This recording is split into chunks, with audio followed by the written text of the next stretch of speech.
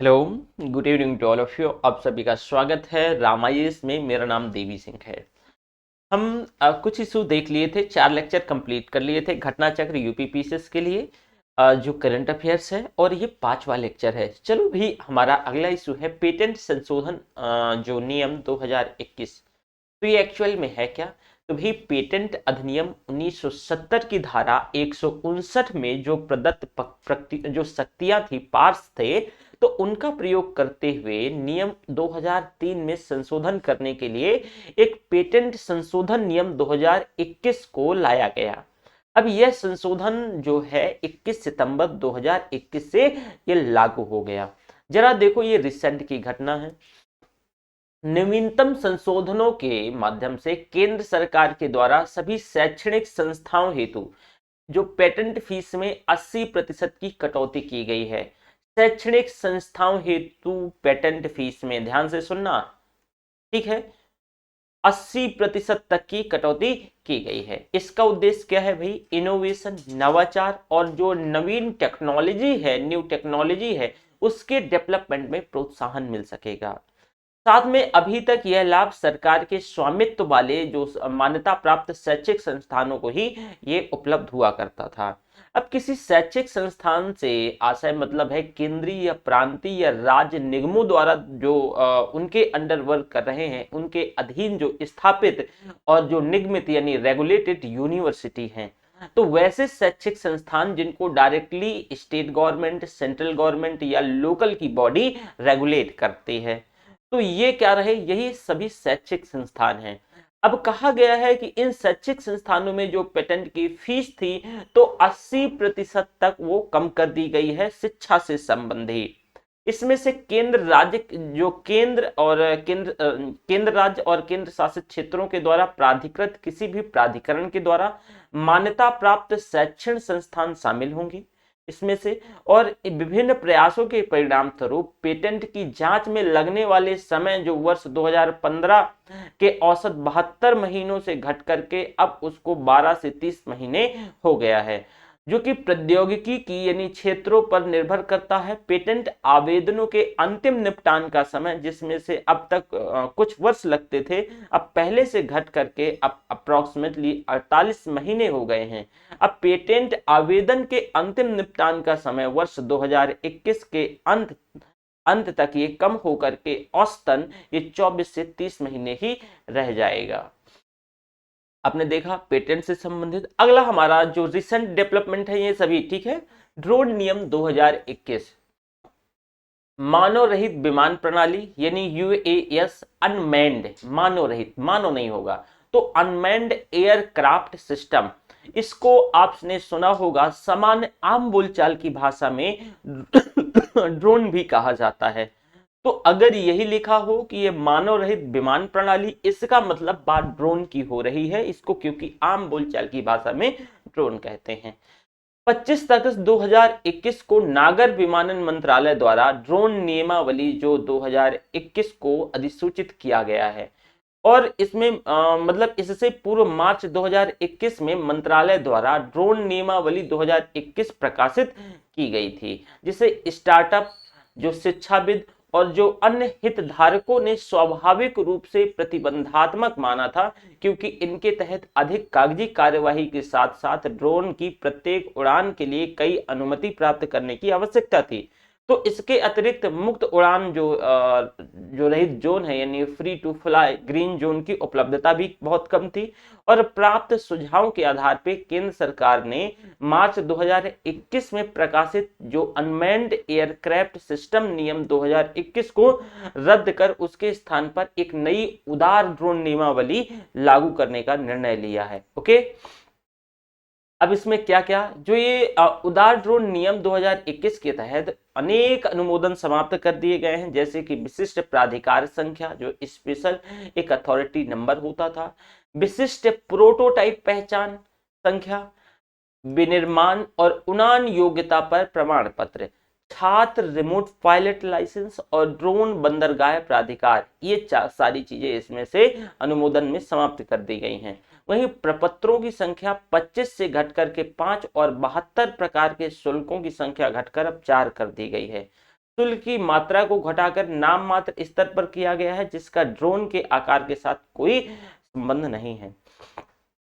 उदाहरण के तौर पे समझो, रिमोट पायलट लाइसेंस शुल्क जो कि बड़े ड्रोन होते हैं तो 3,000 रुपए था, उसे अब सभी श्रेणियों के लिए ड्रोन में घटा करके 100 रुपया कर दिया गया है। 10 वर्षों तक ये वैलिड रहेगा। अब विभिन्न प्रकार के अनुमोदन प्राप्त करने हेतु व्यवसाय के जो अनुकूल सिंगल विंडो ऑनलाइन सिस्टम के तौर पे डिजिटल स्काई प्लेटफॉर्म का निर्माण किया जाएगा। इसमें मानव हस्तक्षेप न्यूनतम होगा और इसमें से अधिकांश जो अनुमतियां हैं वो स्वचालित होंगी। जो ग्रीन जोन्स में 400 फीट यानी और 120 मीटर तक हवाई अड्डे की परिधि से 8 से 12 किलोमीटर के बीच के क्षेत्र यानी 200 फीट या करीब 60 मीटर की ऊर्ध्वाधर ऊंची दूरी तक ये ड्रोन उड़ाते हुए अनुमति की आवश्यकता नहीं होगी। इसमें ये ध्यान रखना, ये स्टेटमेंट यहां से पूछा जा सकता है। हवाई अड्डे की परिधि से यानी ये जो येलो क्षेत्र है 45 किलोमीटर से घट करके 12 किलोमीटर कर दिया गया है, घटा करके माइक्रो ड्रोन यानी गैर व्यापारिक इस्तेमाल हेतु और नैनो ड्रोन जो है ये लाइसेंस की आवश्यकता नहीं है इनमें से। भारत में पंजीकृत विदेशी स्वामित्व वाली कंपनियों के द्वारा ड्रोन संचालन पर कोई प्रतिबंध नहीं है। ड्रोन और ड्रोन के पुर्जों के आयात को विदेशी व्यापार महानिदेशालय directorate general of foreign trade यानी DGFT द्वारा विनियमित किया जाएगा। नियम के तहत ड्रोन कवरेज में 300 किलोग्राम से बढ़ा करके 500 किलोग्राम कर दिया गया है। इसमें ड्रोन टैक्सी को भी शामिल किया गया है। नियमों के उल्लंघन हेतु अगर आप नियमों का उल्लंघन करते हैं तो अधिकतम जुर्माने की जो राशि है 1 लाख घटा करके कर दिया गया है। भविष्य में no permission, no take off या रियल टाइम ट्रैकिंग बीकन या जियो फेंसिंग आदि जैसी सुरक्षा और संरक्षा सुविधाओं को अधिसूचित किया जाएगा। इसके अनुपालन हेतु 6 माह का जो समय दिया जाएगा। व्यापार अनुकूल नियम बनाने हेतु ड्रोन संवर्धन परिषद ड्रोन प्रमोशन काउंसिल्स की स्थापना की जाएगी। ये भी देख लिया रिसेंट। अब एक और रिसेंट डेवलपमेंट इंपॉर्टेंट है, ये पूछा जा सकता है। 105वां संविधान संशोधन अधिनियम 2021। तो 105वां संविधान संशोधन अधिनियम, ध्यान से सुनना। देखो अभी जब मैं विधेयक, अब जैसे यहां देखो मैं इसे समझा दूं, 127वां संविधान संशोधन विधेयक क्या है? जब तक कोई चीज विधेयक रहती है, जब तक वो जो पार्लियामेंट के हाउसेस में एज अ प्रपोजल होती है, जैसे मान लो कि पार्लियामेंट में दोनों हाउसेस में पास होने के बाद प्रेसिडेंट उसमें साइन कर देते हैं तो वह विधेयक ना रह करके अधिनियम एक्ट हो जाती है। तो जरा आपको यहाँ एक चीज समझना चाहिए कि सर यहाँ पे तो 105वां संविधान संशोधन अधिनियम लिखा है, तो भाई यहाँ पे अधिनियम की बात हो रही है और यहाँ पे संविधान संशोधन विधेयक। तो आप जरा सोचो, कई बार ऐसा होता है कि कोई प्रपोजल आता है विधेयक और वो विधेयक लैप्स हो जाता है, कई वजह से नहीं पास हो पाता है, कई ऐसी वजहें हैं तो वो लैप्स हो जाता है। तो उसकी संख्या तो बनी रही ना, कि नहीं, संख्या तो समाप्त थोड़ी नहीं हो गई कि इतनी बार ये विधेयक आ चुका है, इतने नंबर का ये विधेयक है, ठीक है, तो लैप्स हो जाता है। अब मान लो कि वही विधेयक क्या हो जाए, अधिनियम बन जाए, जो हमारे राष्ट्रपति लास्ट में फाइनल साइन कर दें, मतलब दोनों जगह पारित होके, दोनों हाउसेस में पारित होके, तो वह क्या हो जाएगा, अधिनियम हो जाएगा। तो भाई ऐसी कई बार हुआ होगा जो विधेयक लैप्स हुए होंगे, विधेयक पारित नहीं हुए होंगे, तो क्या हो गया, विधेयकों की संख्या अधिनियमों की संख्या के अपेक्षाकृत ये डिफरेंस आ गया। अब समझ में आया? अब 10 अगस्त मतलब ये 2021 से जो 127वां संविधान संशोधन विधेयक 2021 आता है, तो 10 अगस्त 2021 को लोकसभा के द्वारा और 11 अगस्त 2021 को राज्यसभा के द्वारा पारित किया गया। इसके बाद देखो 18 अगस्त 2021 को राष्ट्रपति जी इसे मंजूरी दे देते हैं, मतलब राष्ट्रपति रेटिफाई कर देते हैं। इस विधेयक को 105वें संविधान संशोधन के तौर पे ये अधिसूचित किया जाता है, क्योंकि राष्ट्रपति इसको फाइनली मंजूरी दे देते हैं। तो अब समझ गया कि ये इन संख्या में क्यों डिफरेंस होता है, क्योंकि विधेयक, कई बार ऐसे विधेयक आए होंगे कि लैप्स हो गए होंगे, लेकिन उनका संख्या तो बना रहता है ना, इस वजह से संशोधन नहीं बन पाया। तो संशोधनों की संख्या कम, विधेयकों की संख्या ज्यादा रहती है, डिफरेंस रहता है। 19 अगस्त 2021 को 105वां संविधान संशोधन अधिनियम 2021 अधिसूचित किया। इसका उद्देश्य जो है सामाजिक और शैक्षणिक तौर से पिछड़े वर्गों यानी सोशली एजुकेशनली बैकवर्ड क्लासेस की पहचान आइडेंटिफाई करने की राज्यों की शक्ति को बहाल करना है।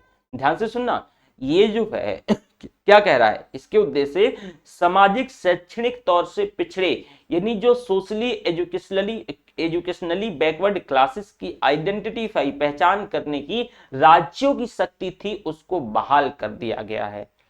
मतलब राज्य अब अपनी उनको उनकी शक्ति को उनको पावर दे दिया गया है कि आप डिसाइड कर लो अपने राज्य के स्तर पे कि हमें फला कास्ट को इसके अंदर रखना है सोशली एजुकेशनली बैकवर्ड क्लासेस के या नहीं, ये आप पर छोड़ा जा रहा है। अब यह संशोधन 5 मई 2021 के उच्चतम न्यायालय के निर्णय के प्रभाव को समाप्त करने के हेतु ये आवश्यक था। अब होता क्या है भाई कि देखो, मई 2021 में उच्चतम न्यायालय के एक निर्णय में कहा गया कि जो 102वां संविधान संशोधन के लागू होने के पश्चात समुदायों को पिछड़ा वर्ग सूची में शामिल करने, बाहर करने की राज्यों की शक्ति समाप्त हो गई थी। इसमें 102वें संविधान जब संविधान संशोधन आया था तो इसमें एक क्लॉज था ऐसा, इसमें से एक मतलब सेक्शन जोड़ा गया था कि जो राज्यों का पावर होता था तो उसके राज्यों के पावर की शक्ति मतलब कि कौन से पिछड़ा ओबीसी की जो सूची थी तो हमें कौन से समुदाय को ऐड करना है, कौन से समुदाय को बाहर करना है, तो इस 102 के तहत इस शक्ति को छीन लिया गया था। 102 के तहत इस शक्ति को छीन लिया गया था। लेकिन हुआ कुछ यूं कि ये जो एक्ट अधिनियम आया तो इसमें उनको दोबारा से रिपावर कर दिया गया, उन्हें दोबारा से शक्ति दे दी गई, उनकी शक्ति रिस्टोर कर दी गई। 102वें संविधान संशोधन अधिनियम 2018 के माध्यम से जो ओबीसी कमीशन है यानी जो राष्ट्रीय पिछड़ा वर्ग आयोग, तो इसको संवैधानिक दर्जा भी प्रदान किया गया था। साथ ही यह अधिनियम सभी उद्देश्यों हेतु किसी भी राज्य केंद्र शासित क्षेत्र के लिए सामाजिक शैक्षणिक तौर से पिछड़े वर्गों की सूची को अधिसूचित करने का अधिकार जो है राष्ट्रपति को प्रदान करता है। ठीक है। अब हालांकि अगर हम बात करें तो नवीनतम संशोधनों के माध्यम से यह प्रावधान किया गया कि राष्ट्रपति केवल केंद्र सरकार के उद्देश्यों हेतु ही सामाजिक शैक्षणिक तौर से पिछड़े वर्गों की सूची को अधिसूचित यानी नोटिफाइड कर सकता है। जरा सुनना इसमें से कि जो नवीनतम संशोधनों के माध्यम से यह कहा गया है, यही इंपॉर्टेंट है, यही पूछा जाएगा कि राष्ट्रपति केवल केंद्र सरकार के उद्देश्यों हेतु सामाजिक शैक्षणिक और पिछड़े वर्गों की सूची को अधिसूचित कर सकता है। ठीक है, केंद्र सरकार के स्तर पर। वहीं देखो, केंद्रीय सूची जो सेंट्रल लिस्ट होगी जो कि केंद्र सरकार के द्वारा ये निर्धारित होगी।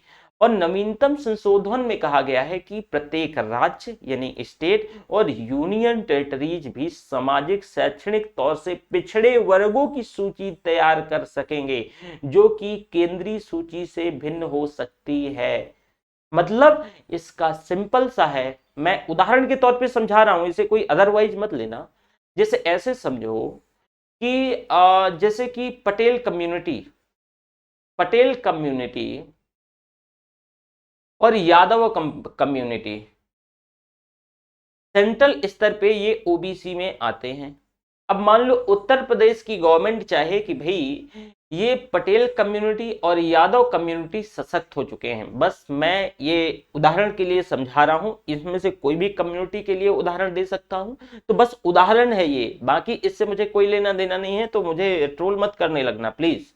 ठीक है, तो मान लो कि पटेल और यादवास कम्युनिटी जो दोनों कम्युनिटी हैं, तो अगर मान लो उत्तर प्रदेश की सरकार इनको ओबीसी से बाहर कर दे, क्योंकि उसको 105वें संविधान संशोधन अधिनियम के अंतर्गत ये शक्तियां दे दी गई हैं, ये शक्तियां 102वें संविधान संशोधन के अंतर्गत छीन ली गई थी, तो दोबारा से 105वां जो संविधान संशोधन अधिनियम है इन पावर्स को रिस्टोर कर दिया गया है। अब समझ में आया? वेल, चलो अब देखो वो हो गया इशू। ध्यान रखना, क्वेश्चन पूछा जा सकता है, राष्ट्रीय होम्योपैथी आयोग संशोधन अधिनियम 2021, राष्ट्रीय होम्योपैथी आयोग संशोधन अधिनियम 2021। राष्ट्रीय होम्योपैथी आयोग संशोधन विधेयक 2021 10 अगस्त 2021 को लोकसभा के द्वारा, 11 अगस्त 2021 को राज्यसभा के द्वारा, दोबारा सुनना, राष्ट्रीय होम्योपैथी आयोग संशोधन विधेयक 2021 जो कि 10 अगस्त 2021 को लोकसभा के द्वारा और 11 अगस्त 2021 को राज्यसभा के द्वारा पारित किया गया। अब इसके बाद ये 18 अगस्त 2021 को राष्ट्रपति जी सहमति दे देते हैं। अब इंपॉर्टेंट फैक्ट क्या है यहाँ पे, ये जो अधिनियम का उद्देश्य जो है राष्ट्रीय होम्योपैथी आयोग के गठन, जो कि 5 जुलाई 2021 तक होम्योपैथी केंद्रीय परिषद संशोधन अध्यादेश 2021 के तहत गठित अधिशासी बोर्ड ऑफ गवर्नेंस के द्वारा किए गए कार्यों और लिए गए निर्णयों और दायित्वों को सुरक्षित बनाना है। अब यह जो अधिनियम गुणवत्ता और सस्ती चिकित्सा शिक्षा तक पहुंच में सुधार करने के लिए जो करने वाली चिकित्सा शिक्षा प्रणाली प्रदान करने हेतु राष्ट्रीय होम्योपैथी आयोग अधिनियम 2020 में संशोधन करता है। 2020 के अधिनियम ने जो है होम्योपैथी के केंद्रीय परिषद अधिनियम 1971 का स्थान लिया है। 1973 के इस अधिनियम के माध्यम से होम्योपैथी शिक्षा और व्यवसाय को विनियमित करने के लिए केंद्रीय होम्योपैथी परिषद की स्थापना की गई थी, जो कि वर्ष 2020 के अधिनियमों में होम्योपैथी शिक्षा और विकास को विनियमित करने हेतु परिषद के स्थान पर एक राष्ट्रीय आयोग के गठन का प्रावधान किया गया था।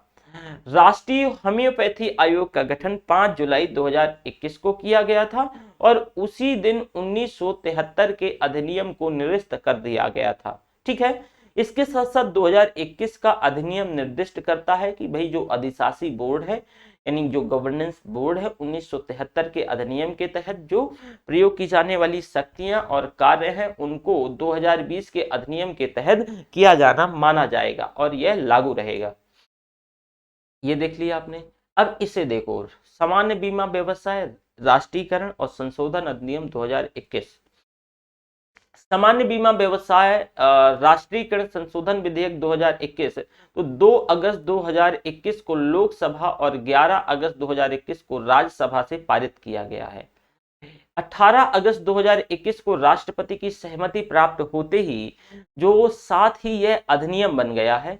स्मरणीय जो इंपॉर्टेंट कुछ फैक्ट है कि भाई यह अधिनियम सामान्य बीमा व्यवसाय राष्ट्रीयकरण अधिनियम 1972 का स्थान लेगा।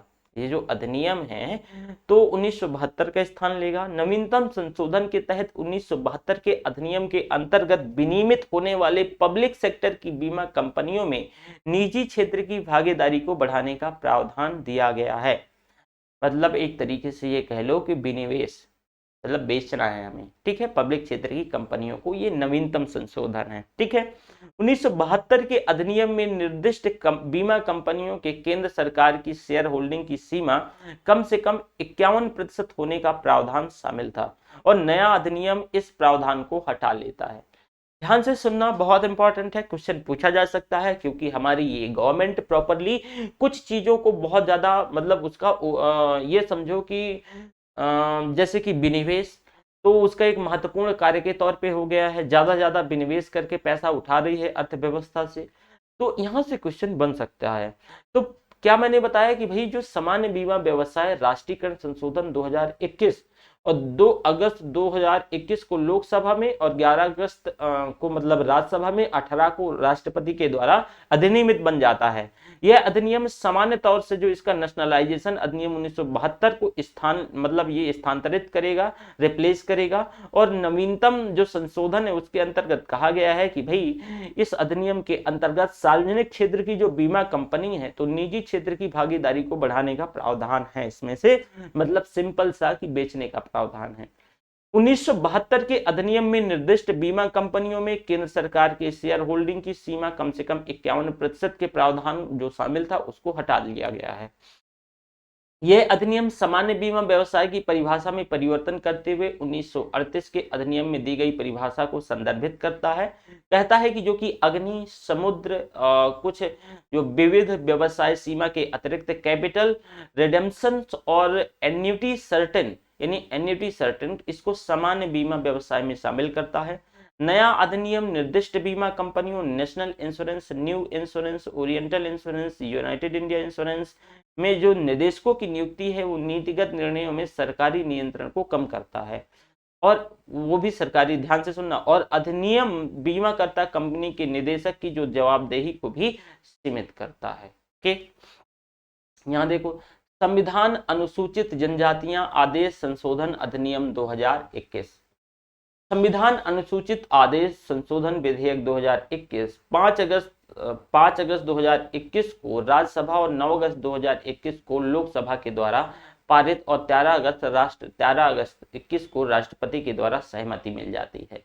अब इसमें से क्या है, यह अधिनियम संविधान अनुसूचित जनजातियां आदेश 1950 की अनुसूची के जो इसमें से भाग 23 को संशोधित करने का प्रावधान है। यह अधिनियम अरुणाचल प्रदेश द्वारा प्रस्तावित बदलावों को प्रभावी बनाने के लिए लाया गया है, और वर्तमान में अरुणाचल प्रदेश राज्य के संबंधों में अनुसूचित जनजातियों की दृष्टांत इलस्ट्रेटिव लिस्ट के 18 समुदाय हैं। इसमें से अगर यह अधिनियम अरुणाचल प्रदेश राज्य से संबंधित अनुसूचित जातियों की सूची में प्रस्तावित समुदायों के लोगों को प्रदान किए जाने वाले लाभों हेतु ये भारत की संचित निधि कंसोलिडेटेड फंड से कोई अतिरिक्त आवर्ती व्यय नहीं करेगा। अधिनियम अरुणाचल प्रदेश में चिन्हित अनुसूचित जातियों की जो सूची है अबोर, ये अबोर जनजाति को हटाता है। तो ये भी ध्यान रखना, अब अबोर जनजाति इसमें से जो अभी संशोधन हुआ है तो अनुसूचित जनजातियों में से अब अबोर नहीं रही है। ठीक है, इसमें से देखो मूल सूची में और प्रस्तावित बदलाव क्या है। अबोर को सूची से हटा दिया गया है। खम्पस्ती, ताई इसमें से जो है खम्पस्ती, ये प्रस्तावित बदलाव है। इसमें से ताई खामती, मिसमी, इदू, तारुन, मिसमी कॉमन मिसमी, जिसे मिजू मिसमी, इदू मिसमी, तारुन दिमागी मिसमी, क्या है सॉरी दिगारू नॉट दिमागी, मुम्बा, मुम्पा, मिम्बा, शतरंज, सांजोलोंग मिजी, और कोई नागा जनजाति तो इसमें से नोक्टे, तांगसा, तुस्सा और वांचो। अगला इशू है हमारा निक्षेप बीमा और प्रत्यक्ष गारंटी निगम संशोधन अधिनियम 2021। निक्षेप बीमा और प्रत्यक्ष गारंटी निगम जो विधेयक है 2021, तो इसमें से अगर हम बात करते हैं तो 4 अगस्त 2021 को राज्यसभा और 9 अगस्त 2021 को लोकसभा में पारित होने के बाद 13 अगस्त 2021 को राष्ट्रपति सहमति दे देते हैं। इंपॉर्टेंट फैक्ट क्या है, यह अधिनियम deposit insurance credit guarantee corporation act 1961 में संशोधन करेगा।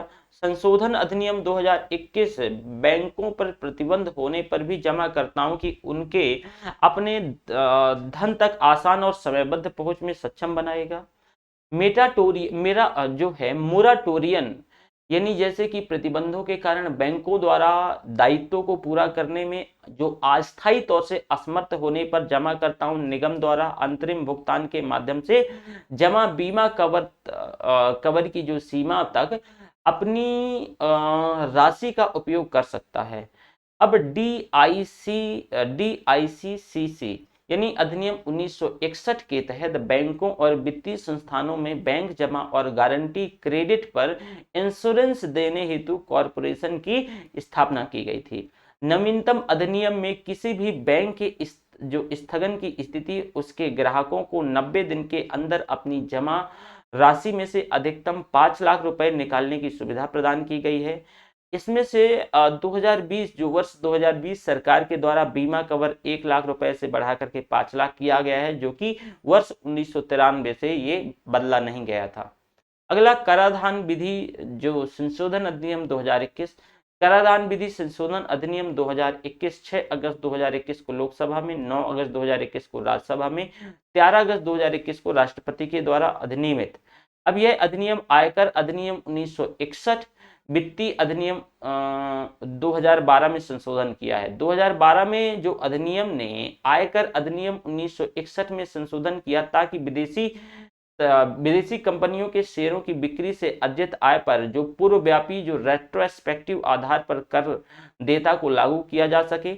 अधिनियमित 2021 में प्रावधान है कि यदि लेन देन 28 मई 2012 से पहले किया गया हो तो भारतीय संपत्ति के किसी भी अप्रत्यक्ष हस्तांतरण के लिए कथित पूर्वव्यापी संशोधनों के आधार पर भविष्य में किसी भी टैक्स की मांग नहीं की जाएगी।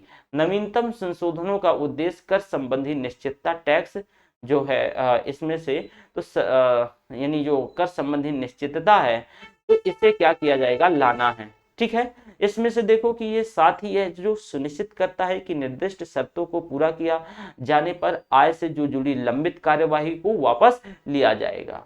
अधिकरण सुधार अधिनियम, इसमें से ये अधिकरण सुधार अधिनियम 2021 भारत सरकार के द्वारा अनुपयोगी अधिकरणों की समाप्ति, समरूप अधिकरणों का विलय करने हेतु 2015 से प्रयास किए जा रहे हैं।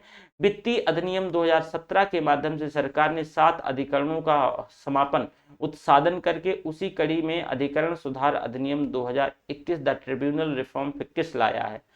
इसमें अधिकरण सुधार अधिनियम 2021 को लोकसभा 3 अगस्त और लोकसभा में 3 अगस्त और राज्यसभा में 9 अगस्त और राष्ट्रपति 13 अगस्त को पारित कर देते हैं। और ये जो है ये अधिनियम अप्रैल 2021 से जारी ऐसे एक अध्यादेश का स्थान लेगा जो अधिकरण कानून के द्वारा स्थापित न्यायिक और अर्धन्यायिक संस्थान होते हैं, जिनमें से कुछ खास विषयों के मामले में देखने के लिए बनाया जाता है।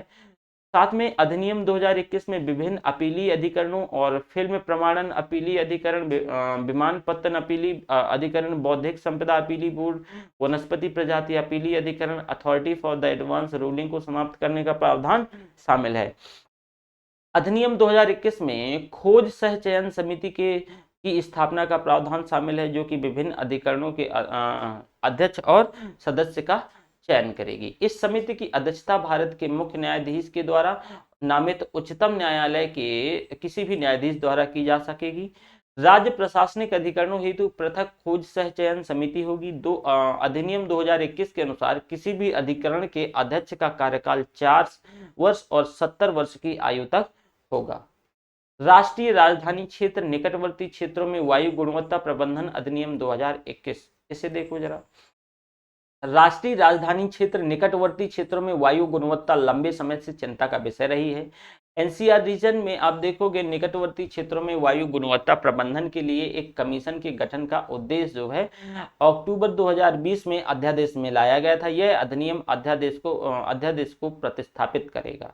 अब भाई राष्ट्रीय राजधानी क्षेत्र निकटवर्ती क्षेत्रों में वायु गुणवत्ता प्रबंधन आयोग 4 अगस्त 2021 को लोकसभा में, 5 अगस्त 2021 को मतलब राज्यसभा में पारित किया गया है। फिर 12 अगस्त 2021 को जो है राष्ट्रपति की सहमति इसे मिल गई है।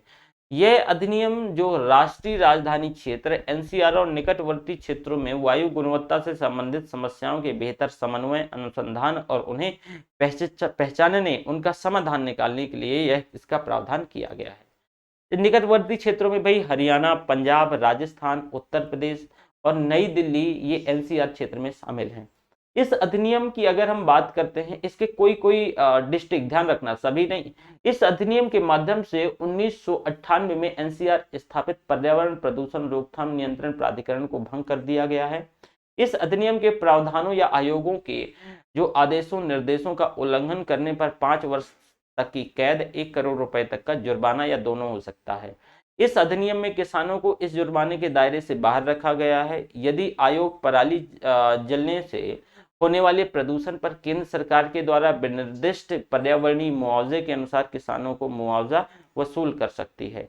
वहीं आयोग के सभी आदेशों के खिलाफ अपील की सुनवाई राष्ट्रीय हरित जो न्यायाधिकरण है इस पर होगी।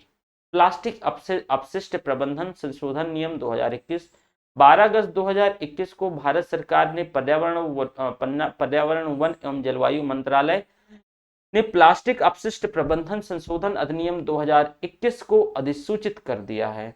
2021 प्लास्टिक अपशिष्ट प्रबंधन नियम 2016 में संशोधन का प्रस्ताव करता है। इस नियम के तहत वर्ष 2021 तक कम उपयोगिता वाली जो है चिन्हित एकल प्रयोग सिंगल यूज प्लास्टिक वस्तुओं के प्रयोग को चरणबद्ध तौर से समाप्त करने का प्रावधान शामिल है। 1 जुलाई 2022 में पॉलीस्टीरीन, विस्तारित पॉलीस्टीरीन समेत जो है विभिन्न एकल उपयोग वाली जो प्लास्टिक वस्तुओं के निर्माण आयात, भंडारण, वितरण, बिक्री और जो है उपयोग को प्रबंधित किया जाएगा। 30 सितंबर 2021 से हल्के वजन वाले प्लास्टिक कैरी बैग की जो मोटाई 50 माइक्रोन से बढ़कर के 75 माइक्रोन और 31 दिसंबर 2020 से 120 माइक्रोन कर दी गई है, ताकि इसके जो पुनर्उपयोग की अनुमति देकर के कचरे की उत्पत्ति से रोका जा सके। भारतीय विमानपत्तन आर्थिक विनियामक प्राधिकरण संशोधन 2021। अब भारतीय विमानपत्तन आर्थिक जो विनियामक प्राधिकरण संशोधन 2021 है, इसमें से 29 जुलाई 2021 को लोकसभा, 4 अगस्त 2021 को राज्यसभा और 12 अगस्त 2021 को राष्ट्रपति के द्वारा सहमति। वहीं 2021 यह अधिनियम भारतीय विमानपत्तन आर्थिक विनियामक प्राधिकरण अधिनियम 2018 में संशोधन है। यह संशोधन ये जो अधिनियम 2008 के माध्यम से भारतीय विमानपत्तन आर्थिक विनियामक प्राधिकरण जो है AERA की स्थापना की गई थी। ये जो अधिनियम 2018 में ऐसे विमानपत्तन को प्रमुख विमानपत्तन यानी मेजर एयरपोर्ट के तौर पर निर्दिष्ट करने का प्रावधान शामिल है, जिसका वार्षिक यात्री ट्रैफिक न्यूनतम 35 लाख हो। साथ ही केंद्र सरकार किसी भी हवाई अड्डे को इस अधिसूचना के द्वारा प्रमुख हवाई अड्डे के तौर पर नामित कर सकती है। अधिनियम 2021 के तहत केंद्र सरकार विमानपत्तनों को समूहबद्ध कर किसी भी समूह को प्रमुख विमानपत्तन के तौर पर अधिसूचित कर सकती है। प्रमुख हवाई अड्डों की परिभाषा में संशोधन करके हवाई अड्डों के एक समूह के तौर पर टैरिफ निर्धारण हेतु भारतीय विमानपत्तन आर्थिक विनियामक प्राधिकरण को सक्षम बनाया गया है। आवश्यक रक्षा सेवा अधिनियम 2021। आवश्यक रक्षा सेवा विधेयक 2021 the essential defence service bill 2021 को 3 अगस्त 2021 को लोकसभा में लोकसभा में, 5 अगस्त को राज्यसभा में और 11 अगस्त को राष्ट्रपति के द्वारा मंजूरी मिली है। यह अधिनियम 2021 जारी किए गए जो अध्यादेश का स्थान लेता है। अधिनियम में यह केंद्र सरकार भारत की संप्रभुता और एकता, किसी भी राष्ट्र की सुरक्षा, सार्वजनिक व्यवस्था, जनता शालीनता या नैतिकता के हित के लिए जरूरी होने पर आवश्यक रक्षा सेवाओं से जुड़ी जो इकाइयों में हड़ताल, तालाबंदी, छटनी, प्रतिबंध लगाने का आदेश जारी करती है। प्रतिबंध 6 माह तक लागू रहेंगे, 6 माह के लिए और आगे बढ़ाए जा सकते हैं। प्रतिबंध का आदेश जारी होने के बाद उससे पहले शुरू की गई जो हड़ताल और तालाबंदी अवैध होगी। अधिनियम के तहत गैर कानूनी तालाबंदी या छटनियों के जरिए प्रतिबंध के आदेश का उल्लंघन करने वालों पर 1 वर्ष तक की कैद की सजा और 10,000 रुपए तक का जुर्माना या दोनों प्रावधान हैं। इसके साथ ही अवैध हड़तालों के लिए भड़काने, जो है उकसाने या जारी रखने या ऐसे उद्देश्यों हेतु धन मुहैया करने वाले लोगों को 2 वर्ष तक की कैद की सजा और 15,000 रुपए तक या दोनों सजाएं जो हैं इसमें से शामिल हैं। अब जैसे कि इस अधिनियम के तहत सभी जो अपराध संज्ञेय और गैर जमानती हैं, यह अधिनियम जो है औद्योगिक विवाद अधिनियम 1947 इंडस्ट्रियल डिस्प्यूट एक्ट 1947 में संशोधन करेगा और इसमें आवश्यक रक्षा जो सेवाओं को लोक उपयोगी सेवाओं यानी पब्लिक यूटिलिटी सर्विस में शामिल किया जा सके। फैक्टरिंग विनियमन संशोधन अधिनियम 2021 सूक्ष्म, लघु और मध्यम उद्यम क्षेत्र को राहत प्रदान करने और उन्हें नकदी प्रवाह सुनिश्चित करने हेतु फैक्टरिंग विनियमन संशोधन विधेयक को संसद द्वारा 29 जुलाई 2021 को मंजूरी दी गई है और 7 अगस्त 2021 को राष्ट्रपति की सहमति प्राप्त हुई है। फैक्टरिंग कानून में संशोधन यूके सिन्हा समिति की सिफारिशों पर आधारित है। यह जो अधिनियम फैक्टरिंग विनियमन अधिनियम 2011 में संशोधन करता है ताकि उन संस्थाओं के दायरे को बढ़ाया जा सके जो फैक्टरिंग व्यवसाय में संलग्न हो सकते हैं। अधिनियम 2021 के माध्यम से सूक्ष्म, लघु और मध्यम उद्यमों ऋण की उपलब्धता में सुधार होगा। फैक्टरिंग अधिनियम 2021 में जो प्राप्तव्य हैं तो समानुदेश असाइनमेंट फैक्टरिंग व्यवसाय की परिभाषा में बदलाव करेगा। आरबीआई के साथ पंजीकृत बिना कोई कंपनी जो फैक्टरिंग व्यवसाय नहीं कर सकती है। 2011 अधिनियम के अनुसार अगर किसी गैर बैंकिंग वित्तीय एनबीएफसी को फैक्टरिंग बिजनेस करना है तो उसकी फैक्टरिंग व्यवसाय में लगी वित्तीय संपत्ति और फैक्टरिंग व्यवसाय में आय दोनों 50% से अधिक होनी चाहिए। ओके, इसमें से शोधन अक्षमता और दिवाला संहिता संशोधन अधिनियम 2021 देखो जरा, देश में कोविड-19 के चलते इसमें चलती हुई लॉकडाउन का सर्वाधिक दुष्प्रभाव जो है MSME यानी जो माइक्रो स्मॉल मीडियम इंटरप्राइजेज इकाइयों पर देखने को मिला।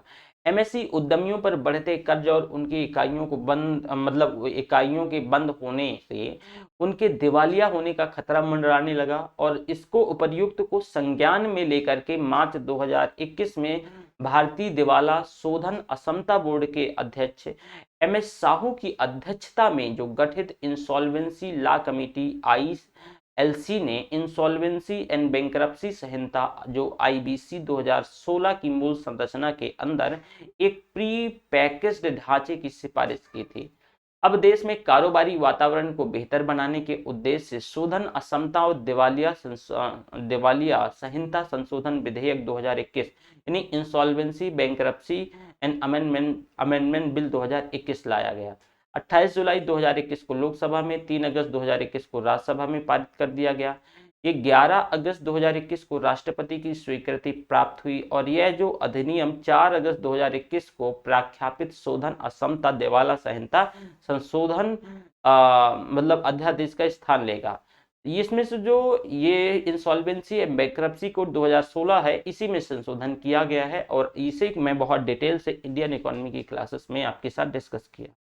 इस संशोधन अधिनियम के तहत सूक्ष्म, लघु और मध्यम उद्यम जो इकाई है उनको तनावग्रस्त होने की स्थिति में एक वैकल्पिक दिवाला समाधान प्रक्रिया की सुविधा दी जाएगी जो pre packaged insolvency resolution process कहा जाएगा। कम से कम 1 लाख रुपए का जो है डिफॉल्ट होने की स्थिति में pre packaged insolvency resolution process शुरू करने के लिए आवेदन किया जा सकता है। केंद्र सरकार न्यूनतम डिफॉल्ट की सीमा को अधिसूचना के माध्यम से बढ़ा करके 1 करोड़ रुपए तक कर सकती है।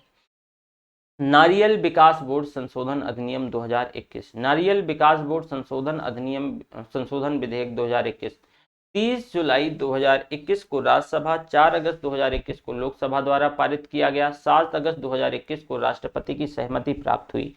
अब यह अधिनियम नारियल विकास बोर्ड अधिनियम 1979 में संशोधन करता है। नारियल उद्योग हेतु विकास हेतु नारियल विकास बोर्ड की स्थापना की गई। अधिनियम 2021 जो है नारियल विकास बोर्ड के प्रबंधन और प्रशासन में सुधार के उद्देश्य से संरचना में संशोधन करता है। अधिनियम 2021 के अनुसार नारियल विकास बोर्ड भारत के बाहर नारियल और उसके उत्पादों के विपणन में सुधार के उपायों की सिफारिश भी कर सकता है। अधिनियम 1979 के अनुसार बोर्ड उन क्षेत्रों में संचालित योजनाओं के वित्तीयन हेतु सिफारिश करता है जहां नारियल उत्पादन बड़े पैमाने पर होता है, जबकि अधिनियम 2021 में वित्तीय सुविधा को सभी नारियल उत्पादक राज्यों तक विस्तारित करने का प्रावधान किया गया है। अधिनियम 2021 द्वारा बोर्ड का अध्यक्ष जो कि मुख्य कार्यपालक अधिकारी CEO के तौर पे कार्य करता है और उस पद अध्यक्ष को नवीनतम संशोधनों के माध्यम से गैर कार्यकारी नॉन एग्जीक्यूटिव बना दिया गया। यह जो अधिनियम 2021 के तहत मुख्य कार्यपालक अधिकारी CEO का अलग पद गठित किया गया। 1979 के अधिनियम के तहत केरल, तमिलनाडु, कर्नाटक राज्यों के प्रतिनिधि बोर्ड के तौर पे शामिल किया गया। अधिनियम 2021 के अनुसार चौथे राज्य के तौर पे बोर्ड में आंध्र प्रदेश के प्रतिनिधि को शामिल किया गया। नारियल उत्पादकों के प्रतिनिधि के तौर पे केरल, तमिलनाडु, कर्नाटक के प्रतिनिधियों के अलावा आंध्र प्रदेश, गुजरात ये मतलब प्रतिनिधि गुजरात के नारियल उत्पादकों के प्रतिनिधि बोर्ड को शामिल किया गया है। अगला एक इशू है भाई, इसमें से किशोर न्याय और बच्चों की देखभाल और संरक्षण संशोधन जो है अधिनियम 2021। किशोर न्याय अधिनियम भारत के संविधान के अनुसरण से में निर्मित जो बालकों के अधिकारों पर संयुक्त राष्ट्र संघ अभिसमय किशोर न्याय के प्रशासन के लिए संयुक्त राष्ट्र मानक न्यूनतम नियम 1985, बीजिंग नियम और हेग अभिसमय कन्वेंशन जो 1993, अन्य अंतर्राष्ट्रीय जो अभिसमयों के हस्ताक्षरकर्ता के तौर पे भारत की प्रतिबद्धता को भी ये पूरा करता है।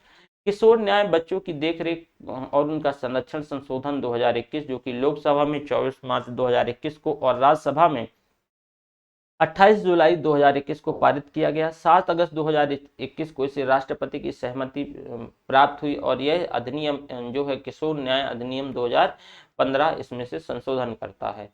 यह संशोधन वर्ष 2018-19 में राष्ट्रीय बाल अधिकार संरक्षण आयोग की रिपोर्ट के आधार पर किए गए हैं। किशोर न्याय बच्चों की देखभाल और संरक्षण अधिनियम 2015 के अनुसार सिविल अदालत द्वारा दत्तक ग्रहण के आदेश देने के बाद बच्चे को दत्तक ग्रहण पूरा होता है। अधिनियम 2021 के तहत जो अदालत की जगह जिला मजिस्ट्रेट, अतिरिक्त जिला मजिस्ट्रेट सहित दत्तक ग्रहण के आदेश जारी करेंगे। 2015 के अधिनियम के अनुसार किशोरों के द्वारा गंभीर अपराधों की श्रेणी में ऐसे अपराध शामिल हैं जिनके लिए 3 से 7 वर्ष की कैद का प्रावधान है। जिनसे 3 से 7 वर्ष की कैद का प्रावधान है। अधिनियम 2021 के माध्यम से गंभीर अपराधों की श्रेणी में ऐसे अपराधों को भी शामिल किया गया है जिनके लिए 7 वर्ष से अधिक की कैद की अधिकतम सजा का प्रावधान है। न्यूनतम सजा या तो निर्धारित नहीं है या फिर 7 साल से कम है। अगला है नौचालन हेतु समुद्री सहायता अधिनियम 2021। नौचालन हेतु भारत में प्रकाश स्तंभ जो लाइट हाउस और प्रकाश पोत लाइट शिप्स का प्रशासन प्रबंधन प्रकाश स्तंभ अधिनियम 2027 प्रकाशित किया गया। इसके अंतर्गत अधिनियम के समय तत्कालीन ब्रिटिश भारत में जो मात्र 32 प्रकाश स्तंभ 6 क्षेत्रों में और जो है अदन, कराची, बंबई, मद्रास, कलकत्ता, रंगून में विस्तारित थे। आजादी के बाद 17 प्रकाश स्तंभ भारत के प्रशासनिक नियंत्रण में आए और वर्तमान में उक्त अधिनियम के तहत 195 प्रकाश स्तंभ हैं। गौरतलब है कि भारत समुद्री जीवों की सुरक्षा हेतु अंतरराष्ट्रीय अभिसमय 1974 का हस्ताक्षर करता है और नौवहन के समुद्री सहायता और प्रकाश स्तंभ प्राधिकरणों के अंतरराष्ट्रीय संघ 1957 का सदस्य है। ठीक है, तो एक ये रहा है। इससे कुछ इंपॉर्टेंट फैक्ट के बारे में बात करें तो नौचालन हेतु समुद्री सहायता विधेयक 2021 तो 22 मार्च 2021 को लोकसभा और 27 जुलाई 2021 को राज्यसभा द्वारा पारित किया गया। इसे 31 जुलाई 2021 को राष्ट्रपति ने सहमति दी है। ये अधिनियम ने लगभग 9 दशक पुराने जो प्रकाश स्तंभ अधिनियम 1927 स्थान लिया उसका। यह अधिनियम क्षेत्रीय जल, महाद्वीपीय शेल्फ और अन्य आर्थिक क्षेत्र सहित समग्र भारत पर लागू होगा। अधिनियम में महानिदेशक, उप महानिदेशक, जिला निदेशक जिन्हें केंद्र सीमांकित कर सकता है और इनकी नियुक्ति का प्रावधान है।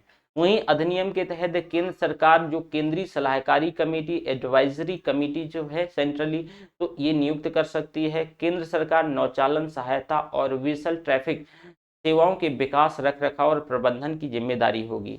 इसमें केंद्र सरकार जो है अपने नियंत्रण और किसी भी नौचालन सहायता को विरासत प्रकाश स्तंभ के तौर पे नामित कर सकती है। ओके, एक अगला इशू है राष्ट्रीय खाद्य प्रौद्योगिकी उद्यमिता और प्रबंधन संस्थान 2021।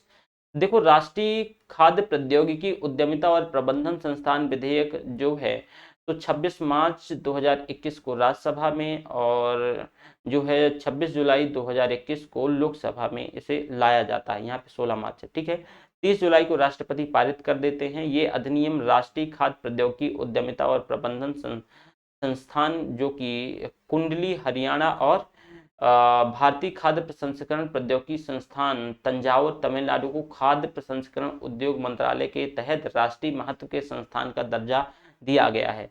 अधिनियम बोर्ड ऑफ गवर्नेंस का प्रावधान करता है जो कि संस्थान का मुख्य कार्यकारी निकाय होगा। 16 सदस्य शामिल होंगे। अधिनियम सीनेट की व्यवस्था करता है जो कि संस्थान की मुख्य शैक्षणिक निकाय या प्रिंसिपल एकेडमिक बॉडी होगी जो कि यह शिक्षा और परीक्षा के मानदंडों के रखरखाव पर नियंत्रण करेगी। वहीं अधिनियम 13 सदस्यों वाली परिषद की स्थापना का प्रावधान करता है जो विभिन्न संस्थानों के बीच समन्वय और संवाद स्थापित है। अधिनियम यह भी व्यवस्था करता है कि प्रत्येक संस्थान में एक कोष होना चाहिए जो कि संस्थाओं के खर्चों का पूरा करेगा। 97वां संविधान संशोधन अधिनियम, इसे देखो। उच्चतम न्यायालय द्वारा इस संविधान संशोधन अधिनियम के कुछ प्रावधान हैं जैसे कि रद्द करने की निर्णय जो है, कुछ इंपॉर्टेंट फैक्ट की रद्द करने का निर्णय 3 न्यायाधीशों की पीठ या फिर ये इंपॉर्टेंट है। ठीक है, जो 97वां संविधान संशोधन अधिनियम उच्चतम न्यायालय द्वारा इस संविधान संशोधन अधिनियम में कुछ प्रावधान है जिनको रद्द किया गया है। तो यहाँ से क्वेश्चन पूछा जा सकता है। तो रद्द करने का जो निर्णय है 3 न्यायाधीशों की पीठ, जिसमें से न्यायाधीश RF नरीमन KM जोसेफ और BR गवई शामिल थे, ये 2-1 से बहुमत से सुनाया गया था। यह अधिनियम सहकारी समितियों के प्रभावी प्रबंधन से संबंधित है। इसे संसद के द्वारा दिसंबर 2021 में पारित किया गया था और यह 25 फरवरी 2012 को लागू हुआ था। अगला है Gujarat high court live streaming of court proceeding rules 2021। Bharat के मुख्य न्यायाधीश NB रमन्ना, जो इस समय भी हैं, गुजरात हाई कोर्ट की कार्यवाही की लाइव स्ट्रीमिंग के साथ यह नियम जारी 2017 जुलाई 17 2021 में किया। इसमें इंपॉर्टेंट फैक्ट क्या है भाई, मतलब ध्यान रखने योग्य कि इसके साथ हाई कोर्ट अपने स्वयं लाइव स्ट्रीमिंग नियमों को जारी करने वाला देश का पहला हाई कोर्ट बन गया। अब गुजरात हाई कोर्ट ने प्रायोगिक तौर पे 26 अक्टूबर 2020 में यूट्यूब पर मामलों की लाइव स्ट्रीमिंग शुरू कर दी थी। भारत ऑस्ट्रेलिया, तो 11 सितंबर 2021 को जो है प्रथम भारत ऑस्ट्रेलिया 2-2 मंत्री स्तरीय वार्ता यानी इंडिया ऑस्ट्रेलिया 2+2 मिनिस्ट्रियल डायलॉग का आयोजन नई दिल्ली में किया गया, यही सितंबर 2021 को। रक्षा और विदेश, तो ये इंपॉर्टेंट है, एक डिफेंस मिनिस्ट्री और जो विदेश मंत्री स्तरीय वार्ता में भारत का प्रतिनिधित्व जो राजनाथ सिंह डिफेंस मिनिस्टर और S जयशंकर प्रसाद विदेश मंत्री, और वहीं ऑस्ट्रेलिया के जो प्रतिनिधि रहे हैं मारिस पायने विदेश मंत्री, पीटर ड्यूटन रक्षा मंत्री। तो इन्होंने क्या किया है, मतलब इनके बीच 2+2 मिनिस्ट्रियल डायलॉग हुआ है। भारत ऑस्ट्रेलिया द्विपक्षीय संबंधों के व्यापारिक रणनीतिक साझेदारी यानी कॉम्प्रहेंसिव स्ट्रेटेजिक पार्टनरशिप में परिवर्तित होने के परिणाम स्वरूप ये वार्ता हुई है। अब ये 4 जून 2020 को आयोजित प्रथम Bharat Australia virtual leader summit के दौरान दोनों देशों के प्रधानमंत्रियों के मध्य जो है द्विपक्षीय संबंधों को व्यापक रणनीतिक साझेदारी तक बढ़ाने में सहमति थी। इसमें से दोनों देशों के जो विदेश और रक्षा मंत्रियों के मध्य जो है प्रत्येक 2 वर्षों पर रणनीतिक मुद्दों पर चर्चा हेतु 2+2 डायलॉग आयोजित करने का प्रावधान शामिल था। भारत के साथ 2+2 जो डायलॉग है, ये ऑस्ट्रेलिया तीसरा देश है जिसके साथ है 2+2 डायलॉग होते हैं। मतलब ऐसे इसमें से एक अमेरिका 2+2 डायलॉग होता है और जापान के साथ 2+2 डायलॉग होता है। भारत और रूस के मध्य भी 2+2 मंत्री परिषद मतलब मंत्री स्तरीय वार्ता के आयोजन पर सहमति बनी है। अब देखो क्या होता है। द्विपक्षीय भारत ऑस्ट्रेलिया यानी 2+2 जो मिनिस्ट्रियल डायलॉग जो वर्ष 2023 में आयोजित होगा। अब ठीक है, अब भारत डेनमार्क 9 सितंबर 2021 को भारत और डेनमार्क ने एक हरित रणनीतिक साझेदारी ग्रीन स्ट्रेटेजिक पार्टनरशिप के अंग के तौर पे नई दिल्ली में अपतटीय पवन और नवीनीकरणीय ऊर्जा हेतु एक संयुक्त उत्कृष्टता केंद्र यानी joint centre for excellence for the offshore wind and the renewable energy को लॉन्च किया है। भारत और डेनमार्क के मध्य जो हरित रणनीतिक साझेदारी को सितंबर 2020 में लॉन्च किया गया था। इस केंद्र का उद्देश्य नवीनीकरणीय रिन्यूएबल एनर्जी सहित संबंधी भारत के महत्वाकांक्षी लक्ष्यों का समर्थन करता है। ये ज्ञान हब, ये जो केंद्र एक प्रकार का ये जो है ये ज्ञान हब है, नॉलेज हब है।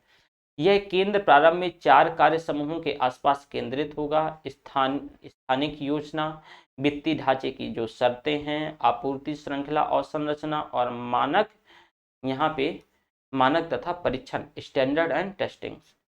वहीं भारत अमेरिका की हम बात करें तो 9 सितंबर 2021 को नवीनीकरणीय भारत अमेरिका रणनीतिक स्वच्छ ऊर्जा भागीदारी यानी SCEP strategic clean energy partnership को लॉन्च किया गया है। SCEP को भारत अमेरिका जलवायु और स्वच्छ ऊर्जा एजेंडा 2030 भागीदारी जो है उसके अनुसरण के तौर पे इसे लॉन्च किया गया है। इंपॉर्टेंट क्या है कि 22-23 अप्रैल 2021 को अमेरिका के द्वारा आयोजित leader summit on the climate के दौरान प्रधानमंत्री नरेंद्र मोदी और अमेरिकी राष्ट्रपति बाइडेन जलवायु और स्वच्छ ऊर्जा एजेंडा 2030 भागीदारी की घोषणा की है। SCEP जो है इसके तहत सहयोग के 5 पिलर्स होंगे। अंतर सरकारी जो बैठकों का आयोजन किया जाएगा, ये स्तंभ है यानी विद्युत और ऊर्जा दक्षता, उत्तरदायी तेल और गैस, नवीनीकरणीय ऊर्जा, सतत विकास और उभरते ईंधन।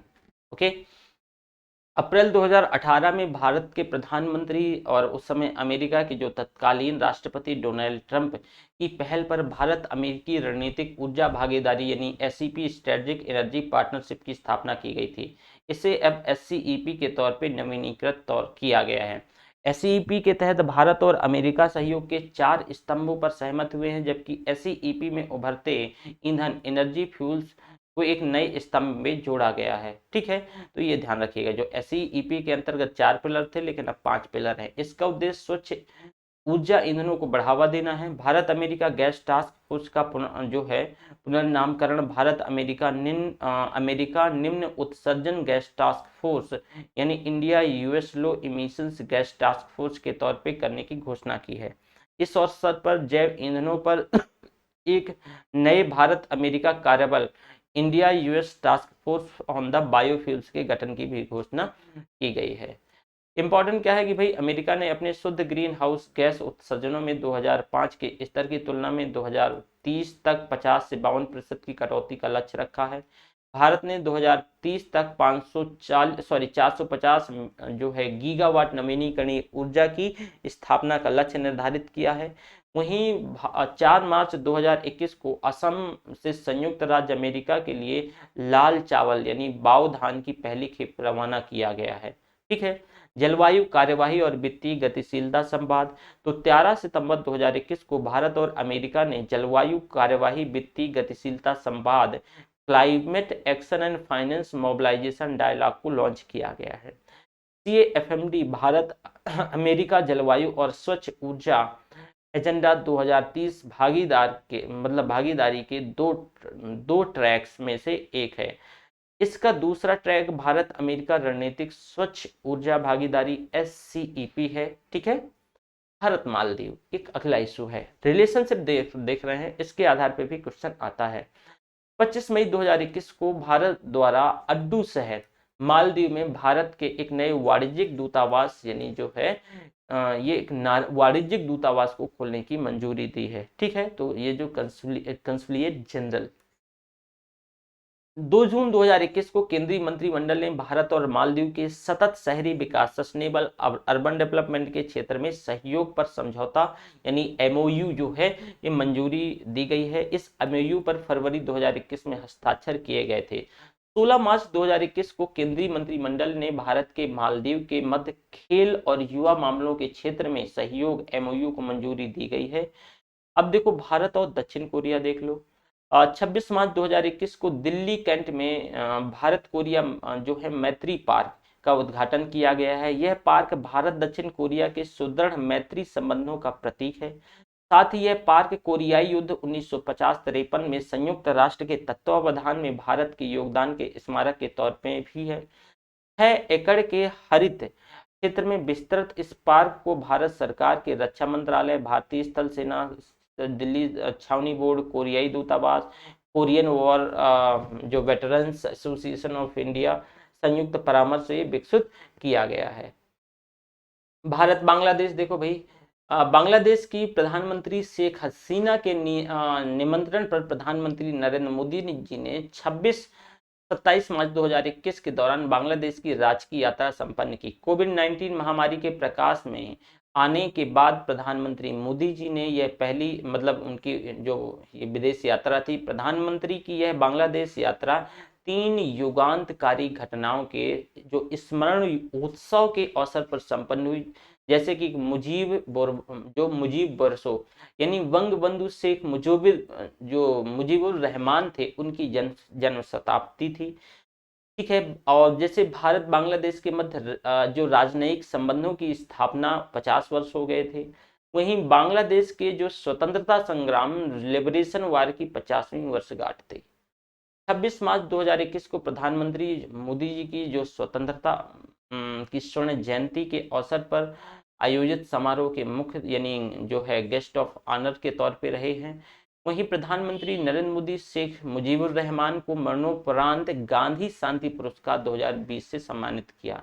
प्रधानमंत्री ने भारत में बांग्लादेशी युवाओं के अध्ययन के लिए 1000 स्वर्ण जयंती छात्र सुवर्णो जयंती छात्रवृत्ति प्रदान की घोषणा की है। बांग्लादेश के राष्ट्रीय दिवस समारोह के अवसर पर प्रख्यात हिंदुस्तानी शास्त्रीय गायक पंडित अजय चक्रवर्ती ने बंगबंधु को समर्पित एक विशेष राग राग मैत्री की भी रचना की। इस यात्रा के दौरान दिल्ली विश्वविद्यालय में बंगबंधु पीठ स्थापित करने का निर्णय लिया गया। भारत द्वारा बांग्लादेश को औपचारिक तौर से मान्यता प्रदान करने की तिथि 6 दिसंबर को मैत्री दिवस के तौर पर मनाने का निर्णय लिया गया। बांग्लादेश के स्वतंत्रता संग्राम में शहीद हुए भारतीय सैनिकों के सम्मान यानी जो आंसूगंज और युद्ध स्मारक वार मेमोरियल की स्थापना का निर्णय लिया गया। दोनों पक्ष न्यू जलपाईगुड़ी पश्चिम बंगाल और ढाका के मध्य जो मिताली एक्सप्रेस नामक एक नई यात्री ट्रेन सेवा को आरंभ करने पर सहमत हुए। यह ट्रेन दिसंबर 2020 में पुनः बहाल किए गए हल्दीबाड़ी जो भारत और चिल्हाटी बांग्लादेश रेल संपर्क से होकर गुजरेगी। दोनों पक्षों द्वारा जो है मुजीबनगर बांग्लादेश और नदिया जिला पश्चिम बंगाल के मध्य ऐतिहासिक सड़क जोड़ने का भी मतलब उसका नामकरण जो है सधिनोता सड़क की घोषणा करी गई है। अब भारत और बांग्लादेश के मध्य जो है मैत्री सेतु का शुभारंभ 9 मार्च 2021 को प्रधानमंत्री मोदी जी ने वीडियो कॉन्फ्रेंसिंग के माध्यम से भारत और बांग्लादेश के मध्य मैत्री सेतु का शुभारंभ किया गया। इस सेतु का जो निर्माण है फेनी नदी में किया गया है। इसकी कुल लागत 133 करोड़ रुपया है। ये 1.5 किलोमीटर लंबा है पुल है। यह सेतु भारत के जो है सबरूम दक्षिण त्रिपुरा जिला को बांग्लादेश में रामगढ़ से जोड़ता है। भारत और बांग्लादेश के मध्य जो प्रगाढ़ द्विपक्षीय मैत्रीपूर्ण संबंधों के प्रतीक के तौर पर सेतु का नाम जो मैत्री सेतु रखा गया है। इस सेतु का निर्माण राष्ट्रीय राजमार्ग और संरचना विकास निगम लिमिटेड यानी national highways and infrastructure development corporation limited द्वारा किया गया है। इस सेतु का संचालन आरंभ होने के बाद बांग्लादेश में चटगांव बंदरगाह तक पहुंच के साथ ही Tripura gateway of north east बन जाएगा। 17 दिसंबर 2020 को भारत के प्रधानमंत्री मोदी जी द्वारा बांग्लादेश की प्रधानमंत्री शेख हसीना के मध्य यह आभासी शिखर सम्मेलन का आयोजन किया गया है। इस दौरान दोनों देशों के मध्य द्विपक्षीय महत्वपूर्ण मुद्दों पर व्यापक चर्चा हुई है और दोनों शहरों के मध्य 7 समझौते MOU पर हस्ताक्षर किया गया है। दोनों के मध्य जो संपर्क कनेक्टिविटी के महत्वपूर्ण आयाम के तौर पे चिल्हाटी बांग्लादेश हल्दीबाड़ी भारत के मध्य महत्वपूर्ण रेल लिंक का पुनर्हाल किया गया है। शिखर सम्मेलन के दौरान दोनों प्रधानमंत्रियों ने हल्दीबाड़ी भारत और बांग्लादेश के चिल्हाटी के मध्य पुनर्बहाल किए गए रेलवे संपर्क का संयुक्त तौर से उद्घाटन किया गया है। हल्दीबाड़ी पश्चिम बंगाल के कूच बिहार जिले में स्थित है। हल्दीबाड़ी चिल्हाटी रेल लिंक भारत और बांग्लादेश के मध्य वर्तमान में संचालित 5वीं रेल लिंक है। इसके अतिरिक्त 4 रेल लिंक की बात करें तो पेट्रापोल भारत, बेनापोल बांग्लादेश, गेदे भारत, दर्शन भारत, सिंघाबाद भारत और रोहनपुर बांग्लादेश, राधिकापुर भारत और बिरोल बांग्लादेश। भारत और स्वीडन के संबंधों की बात करें तो 5 मार्च 2021 को प्रधानमंत्री नरेंद्र मोदी जी ने स्वीडन के प्रधानमंत्री स्टीफन लोफनेव के मध्य वर्चुअल शिखर सम्मेलन का आयोजन किया। इस शिखर सम्मेलन के दौरान दोनों प्रधानमंत्री जो है तो एम्स जोधपुर में एक स्वीडन भारत स्वास्थ्य हब की स्थापना का स्वागत किया। उल्लेखनीय है कि अंतरराष्ट्रीय सौर गठबंधन इंटरनेशनल सोलर अलायंस के फ्रेमवर्क समझौते का अनुसमर्थन करने के उपरांत स्वीडन 17 जुलाई 2021 से इसका आधिकारिक सदस्य बन गया। अब भारत और स्वीडन ने अप्रैल 2018 में स्टॉकहोम में आयोजित प्रथम भारत नॉर्डिक शिखर सम्मेलन का सह मेजबानी भी की थी। ओके, तो भारत फ्रांस हम अगले दिन देखेंगे, मतलब अगले लेक्चर में। Sorry, thank you very much, अपना ध्यान रखिए।